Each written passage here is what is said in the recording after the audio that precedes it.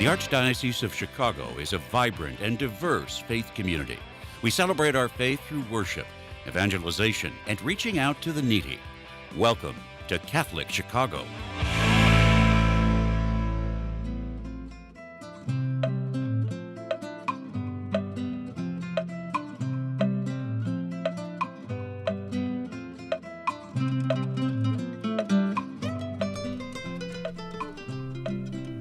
Good morning, and welcome to Mission Matters Live, a program focused on promoting a spirit of mission among the people of God in the Archdiocese of Chicago.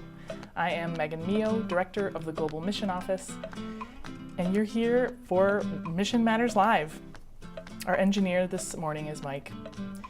We're here with representatives of Solidarity Bridge, the Archdiocese of Chicago's very own medical mission based in Evanston, Illinois. Solidarity Bridge is rooted in the Catholic tradition of social justice and a spirituality of solidarity.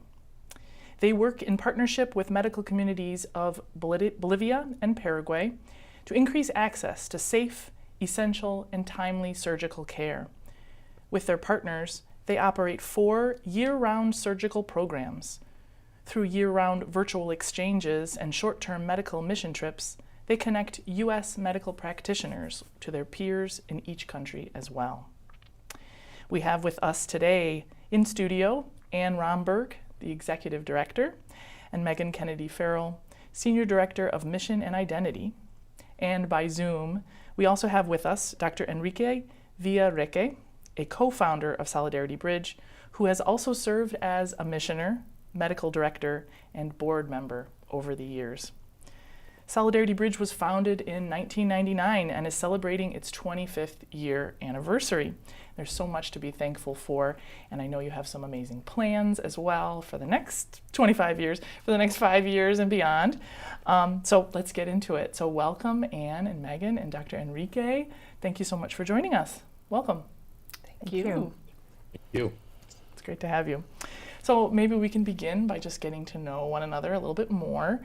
So I'd like to ask you to say a little bit about how you got involved with Solidarity Bridge, and then maybe a little bit about your role today with the organization. So Ann, would you start us off?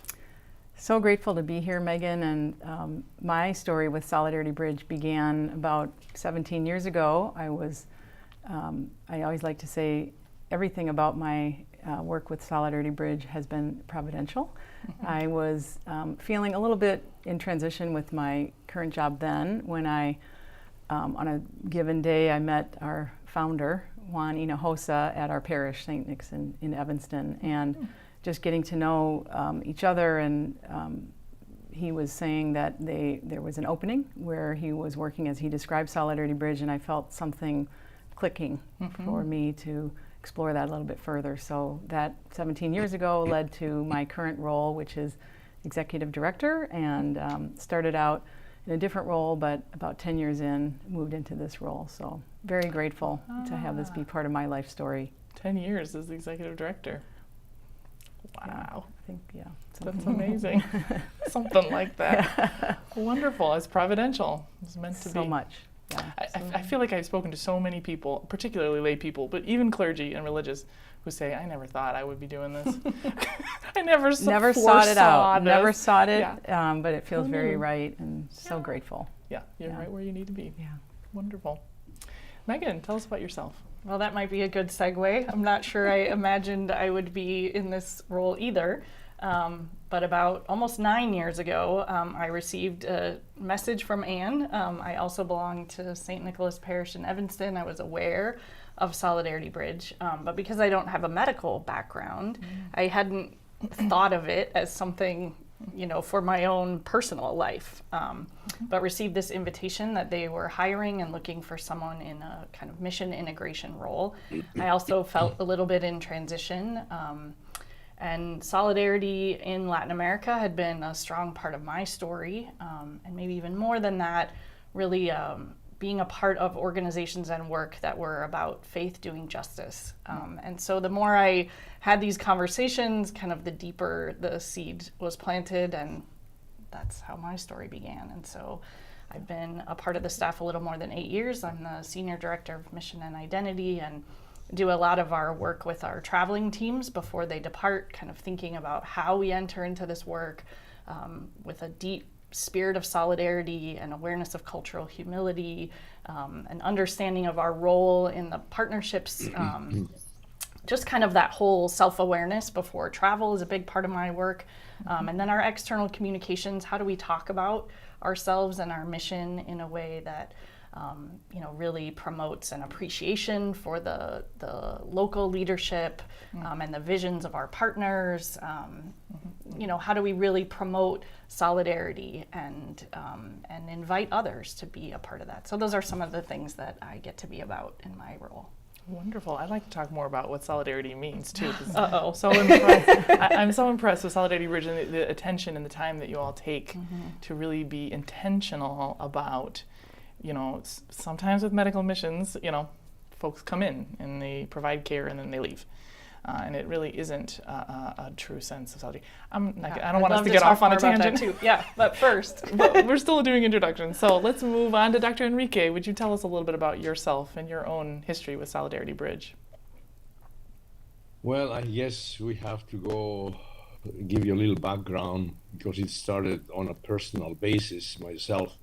Since I was in medical school, I was impressed with Albert Schweitzer, who was a medical missionary in Africa, in the Republic of Gabon, and you know it. He was a theologian, a musician, a doctor that dedicated all his life to care for the poor there in Gabon, and that impressed me.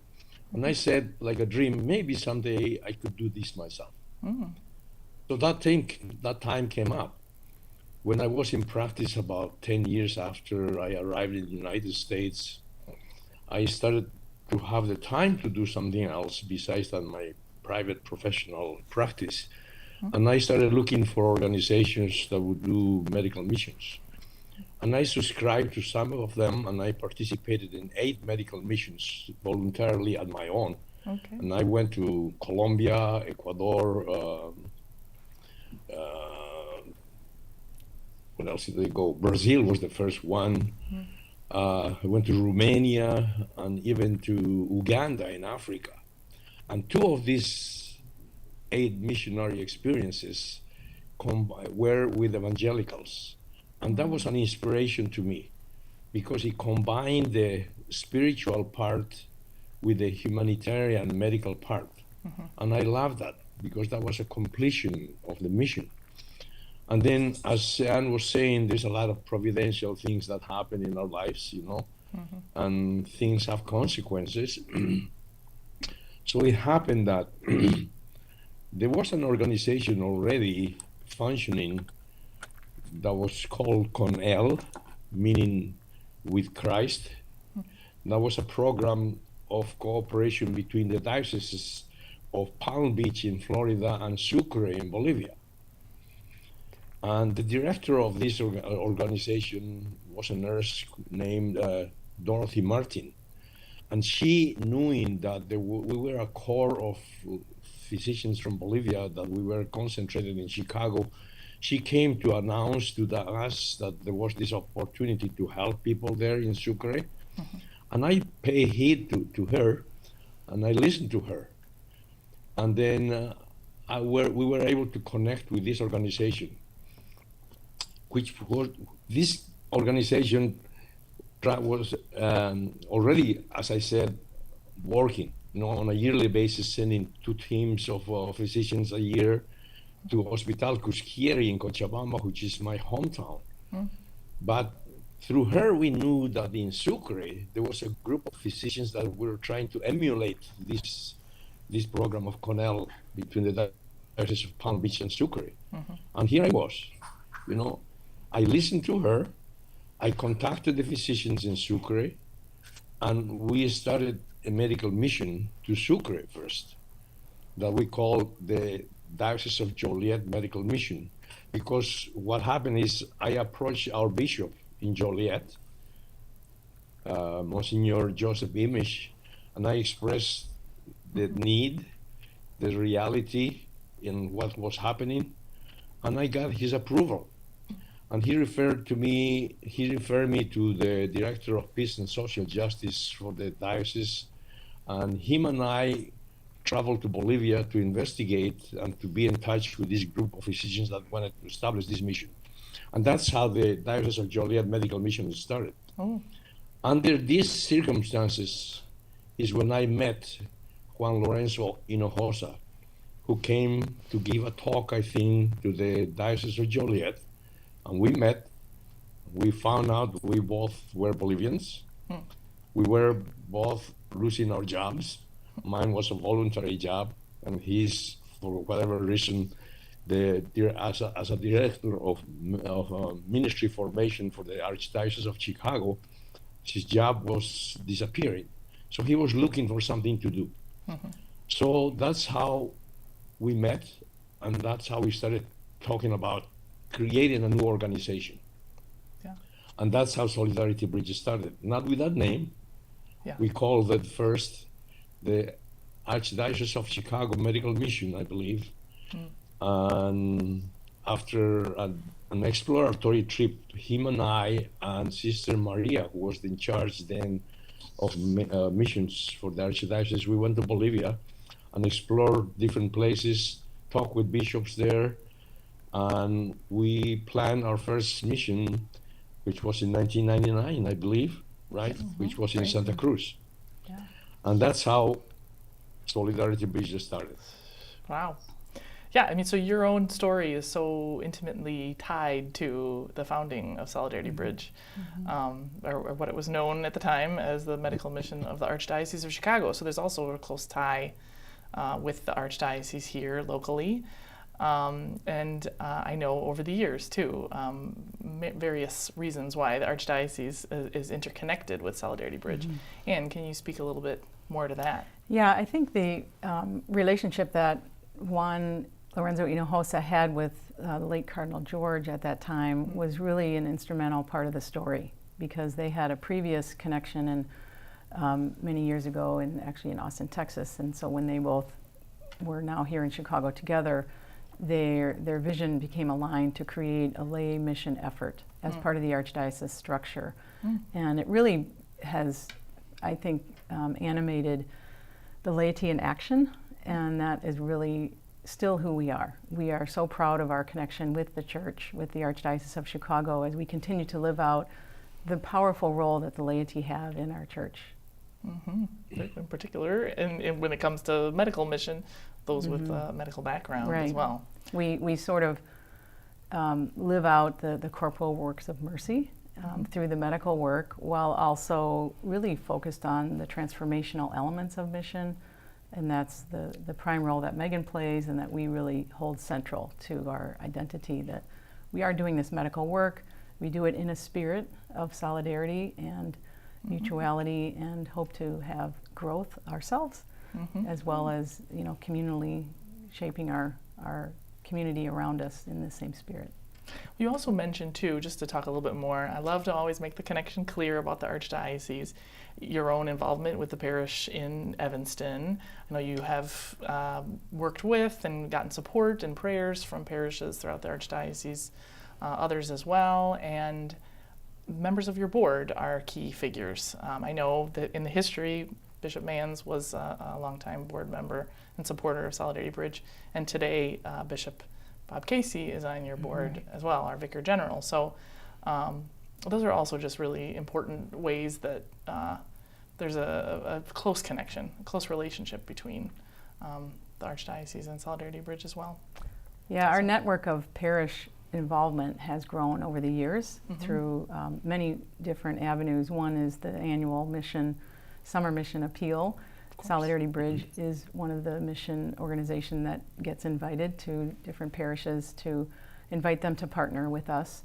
And we have then sustained their connection with us, and we become part of their adult ed series. And it's really, we hope to continue broadening our network of parish partners. Well, sure. Yeah, I feel like mission appeals, there's a variety of wonderful impact that can bring about, but raising awareness alone, and particularly for a group like Solidarity Bridge, that this is within our Archdiocese, but there are parishes, it's a big diocese, so there are parishes who might not be aware, and it's a wonderful thing that you can be kind of sent out a little further afield through our Mission Appeal program.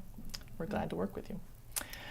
So let's talk a little bit more about this history, 25 years since 1999. So I would like to ask Anne if you would just say a little bit about what you have been able to accomplish in these 25 years. Yeah, well, it's so much on so many levels. On a concrete level, we have served over 30,000 patients. 8,000 of those are surgical patients. We have sent over $30 million worth of medical supplies on shipping containers and also in our suitcases. We have over 110 mission trips that we've been able to complete, and we have an array. I think this is the most important, feature of our mission, is that we have year-round programs in 4 surgical areas: neurosurgery, heart surgery, gynecologic surgery, and general surgery. And in those year-round programs, we have really leaned into and interwoven a partnership on the ground in Bolivia that actually started just 5 years after we started. So through the partnership of our sister organization by our same name, in Spanish, Puente de Solidaridad, they are an independent organization. However, we work in a very integrated fashion. And through that partnership, that has engendered their own network of local partners at hospitals and with independent physicians there, who have become really the core of our infrastructure. So through that immense partnership and other partnerships here with medical suppliers, we have a deep partnership with the Springfield Sisters, the Hospital Sisters Mission Outreach group, and they have really formed the foundation of our medical supply donation process. They are a very committed group in Springfield that manage and donate the supplies that go on our containers. So our vast network of solidarity and people who have the same vision has really been the underlying story. Yeah, that's a lot. I'm sure it's not even something quantifiable, all that you've accomplished. I mean, it's... And I'm so glad you brought that up. Maybe you, Megan, could speak to that other transformational layer of our work. Let me add a little bit to that, because I think that's very remarkable, the fact how we have grown in regard of providing supplies to the needy in Bolivia. At the beginning, we were just beggars. I remember myself saying somebody else's garbage is somebody else's treasure. And we used to collect supplies that were left over, that were going to be disposed in different ways. And we would gather them, and that's what we brought in the first very medical missions, whether there are medications, there are supplies, there are surgical instruments, or there are anesthetics, or many other things. But then it started to grow and grow. And then we ended up, as Anne mentioned, with the Sisters of Charity in Springfield, because donations from different hospitals were concentrated, in one place, and the sisters were the one who were handling the donations. So that was part of the story, and it's remarkable how much have we donated financially and medically over the years. For the purposes of our missions. And I really think at the heart of that is partnership, right? We are a small organization, but as we connect with other groups who have particular expertise, our impact is exponential. So the Hospital Sisters, who are experts in medical supply recovery, they have a huge warehouse in Springfield, and we, are a tremendous partner for us. Our Bolivian office, in touch with their local doctors, will create lists of supply needs that will come to us. We'll go into the Hospital Sisters inventory and be able to select things, and they're getting that through their connections with hospitals who maybe are changing contracts, and so supplies that were part of an old contract are now available. So it's just been, I think, that spirit of partnership, which is so deeply connected to our understanding of our Catholic faith and our spirituality, really is the heart of what allows us to have the kind of impact we've had over 25 years. Absolutely. It's all about relationships and that network that comes about. Right. Wonderful. Well, I also want to ask the question, and maybe Dr. Enrique, you can respond to this, why do we have this particular connection with Bolivia and Paraguay? Why that particular part of the world? Well, I am Bolivian. I was born, raised, educated, finished medical school in Bolivia, and I emigrated in 1970 here. The other reason also, Juan Lorenzo was born in Bolivia. He is Bolivian, although most of his education perhaps was not in Bolivia, but his family was from Bolivia, and he had family in Bolivia. And I think those were the two main reasons. The other reason I would say is Bolivia is probably the poorest country in South America, along with Paraguay. That justifies the reason why we're there. And I think those are the answers to your question. Yeah. Maybe just And the connections we have, being Bolivians, we have professional friends, family that help us, and they have tremendously helped us throughout the years. All these connections, Megan, yeah. Yeah, and when we think about not just why Bolivia, but why surgery or why medicine, we know that the vast majority of the disease burden in the world is surgically treatable, and yet, over 5 million people lack access to basic surgical services. And so it felt like this, real opportunity as these partnerships and leadership around grew and the needs began to be expressed, there was the opportunity to really bring together resources to confront that need. Yeah, preventable medical issues. Yeah. And we're very rich here in Chicago with medicine, a number of hospitals and medical schools, and so there's a natural connection there too between Chicago and the Chicagoland area. I wonder, Megan, if you could say a word too. We were talking about the Catholic tradition of social justice and these values and principles that inform the work of Solidarity Bridge. Yeah. So we could probably talk the whole hour about this, but I'll just a few highlights maybe.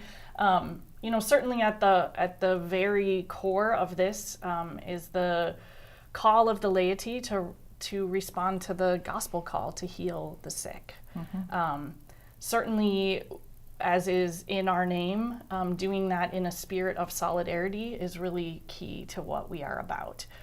And that can, we can unpack that term and talk more about that, but we really believe that every person deserves to have the resources they need for their health and well-being. And we recognize that we live in a world where those resources are distributed inequitably. And so how can we be about the pursuit of justice in that way? So we, respond to the needs that are in front of us by trying to channel where there are resources that can be available in working for health equity, but also really understanding the personal part of that and really entering into this in a spirit of relationship. And so our patients are really dearly known to us. Our partner office in Bolivia has social workers who accompany. We offer kind of holistic accompaniment with patients. They're not just a number or in a chart. There's a lot of deep relationship that goes into this work. That's also true in the work that we do in the training of physicians, and why our on-the-ground medical missions are so impactful for everyone involved.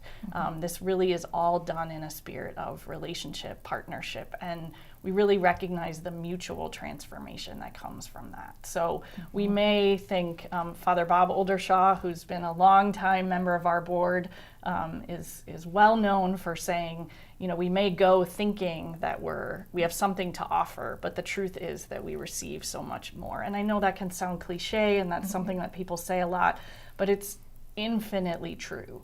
I think our doctors who travel with us and who return year after year after year do so because of the relationships that they develop, because of a recognition that they too have something they need to learn and grow in, and that it's their medical peers in Bolivia, the patients they'll serve, our colleagues who are their teachers in this. So, we certainly, I would say the Catholic teaching around a preferential option for those who are poor and vulnerable is at the heart of what we do. We're mostly trying to serve those who lack basic access and to increase that access, but also working with medical providers to be able to fully live their vocations. You know, these folks are on the ground, they're visionary, they know what their patients and communities need. They're just lacking the access to advanced training or sustainable supplies to be able to serve their communities. And so we think of that, you know, kind of dual mission of really serving the health needs of those who are most vulnerable and building up the local workforce to be able to fully live their vocations and meet the needs of their own communities. All the while knowing we may be the greatest beneficiaries of this whole effort in the way that we get to see and learn about the world through these really mutual, beautiful relationships of solidarity. Yeah, well, this was what makes it mission too. Right. You know, we're seeing meeting Christ in both those who receive the care and those who are your partners in providing it. And you're really respecting the local leadership, which is very, very important. And very much recognizing how much we need each other. Yeah. Really, at the heart of it, we all need one another. And I think that spirit of community is what keeps drawing our U.S. folks back over and over again. Wonderful. Well, we have covered a lot of ground already, but we're ready to take a pause at this point. I invite our listeners to stay tuned for parts 2 and parts 3 of our discussion, because we're going to continue to talk with Ann Romberg, Megan Kennedy Farrell, and Dr. Enrique Villarreque about transformative solidarity for 25 years. Next, we'll learn about this 25th anniversary celebration, and later about how you can get involved too. So come right back.